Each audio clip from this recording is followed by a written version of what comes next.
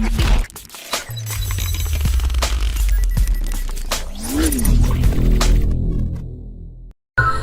আলাইকুম, সেলফিশ লাইভের পক্ষ থেকে আপনাদের সবাইকে স্বাগত।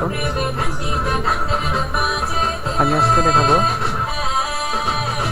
হার্ড ডিস্ক কীভাবে ভালো রাখা যায় বা এটা কীভাবে পরিচর্যা করা যায়। আমরা অনেকেই ডেস্কটপ ইউজ করি, কিন্তু দেখা যায় যে হার্ড ডিস্ক কিছুদিন পরে ক্র্যাশ করে বা চার্জার নষ্ট হয়ে যায়। আবার আমরা অনেকেই সিপি ইউজ করি না, যার কারণে কারেন্টের ভোল্টেজের কারণে বা কারেন্ট আপ ডাউন করার কারণে খুব সহজেই নষ্ট হয়ে যায়।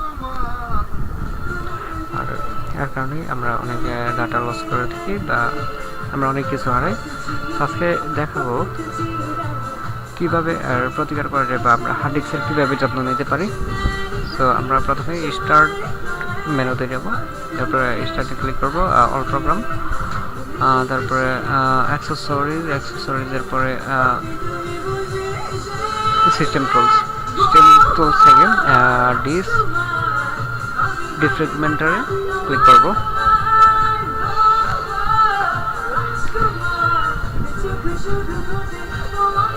একটু এটা ওপেন হচ্ছে। এইখানে সি ড্রাইভ বা আপনার যতগুলো ড্রাইভ থাকে ওইগুলো অ্যানালাইসিস করবেন। আমি আগে থেকে অ্যানালাইসিস করছি, এটা অবশ্য সময় নেই। যেমন এভাবে আমি দেখাচ্ছি যে অ্যানালাইসিস করবেন। হ্যাঁ, অ্যানালাইসিস করার পরে এটা রান হবে। এই যে রান হচ্ছে।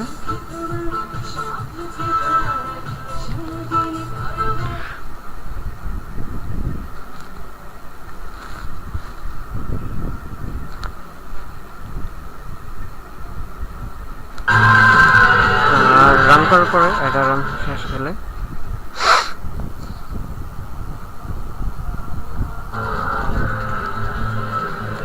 এরকম পার্সেন্টেজ দেখাতে পারে যে আপনার হার্ড ডিস্কে কত পার্সেন্ট এরকম ফ্রেগমেন্ট হয়েছে। তো এটা আপনারা কী করবেন, এটা ডিফ্রেগমেন্ট ডিস্ক দিবেন, এটা দিয়ে ক্লিয়ার করে জিরোতে নিয়ে আসবেন। সবগুলো আপনার যতগুলো ড্রাইভটি থাকে ততগুলোই এরকমভাবে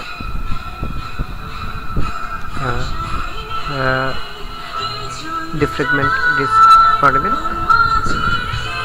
তাহলেই আপনার ডিস্ক হার্ড ডিস্ক ভালো থাকবে। আর এটা আপনি অন্তত সপ্তাহে একবার অথবা 15 দিনে একবার, না হলে মাসে একবার এটা করবেন, তাহলে হার্ড ডিস্কের কোনো প্রবলেম হবে না আর ক্র্যাশ হওয়ার সম্ভাবনা নেই।